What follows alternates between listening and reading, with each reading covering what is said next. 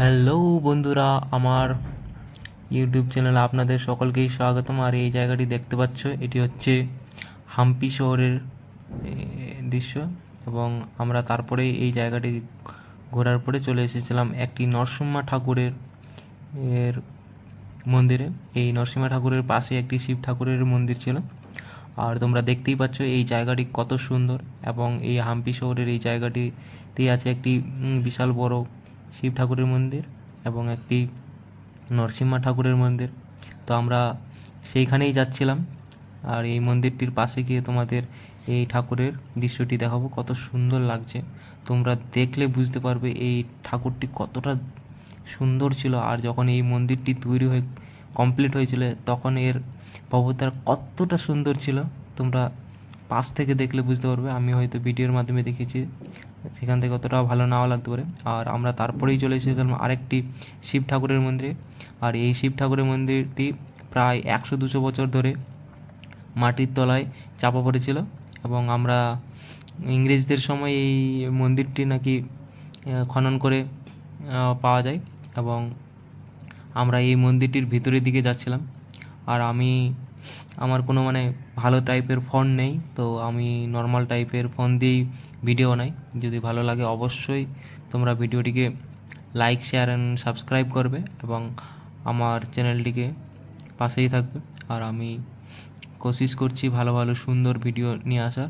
আর এই হাম্পি শহরের এই শিব ঠাকুরের মন্দিরটি এতটা সুন্দর ছিল, কি বলবো তোমাদের। আর তোমরা এখানে আসলে অবশ্যই, কর্ণাটকে আসলে হাম্পি শহরে অবশ্যই ঘুরতে যাও। এবং এখানকার দেখো তখনকার আর্কিটেকচার কীভাবে বড় বড় পাথর কেটে সুন্দর ডিজাইনভাবে তৈরি করে এই মন্দিরগুলোকে তৈরি করা হয়েছিল।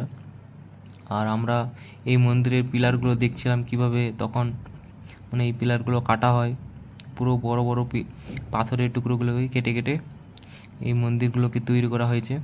আর এই মন্দিরগুলোর ভিতরে আমরা প্রবেশ করি। আর প্রবেশ করার পথেই একটি নন্দী ঠাকুরের মূর্তি ছিল, দেখতেই পাচ্ছ। এটি পুরো ব্ল্যাক গ্রানাইট পাথরের তৈরি এবং এই পাথরটি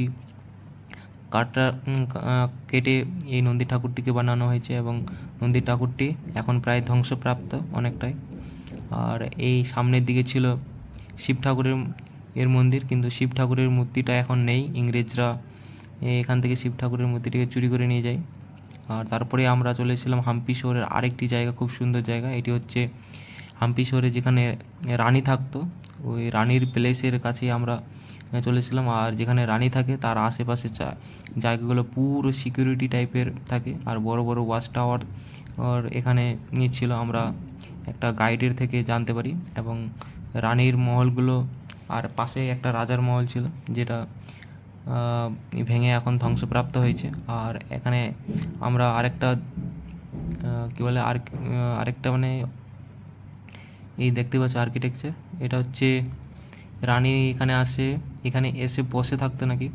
আর এখানে বিভিন্ন ধরনের অনুষ্ঠান হতো, তো এটাকে লোটাস টেম্পল বলে। আর এইটা হচ্ছে রানীর ঘর। এখানে বিশাল বড় রাজপ্রাসাদ ছিল, যেটা এখন আর নেই, শুধু তার ধ্বংসপ্রাপ্ত অংশটাই পড়ে আছে। আর আমরা এখন যাচ্ছি এই লোটাস টেম্পল, এই জায়গাটার নাম লোটাস টেম্পল।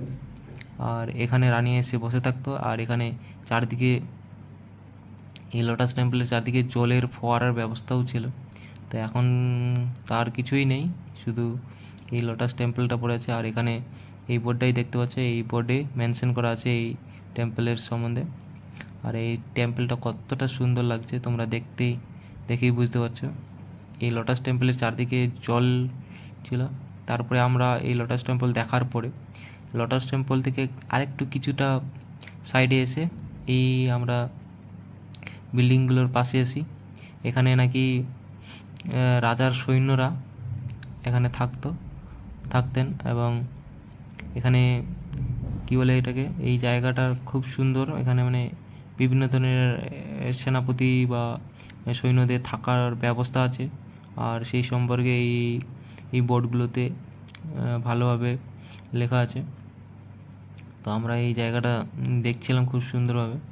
আর আমি ঠিকভাবে ভিডিও করতে পারছিলাম না, কারণ আমার কাছে কোনো স্ট্যান্ড ছিল না, আমি হাত দিয়ে করছিলাম। আর এটা দেখতে পাচ্ছ, এখানে হাতিগুলো রাখা হতো। এখানে এক একটা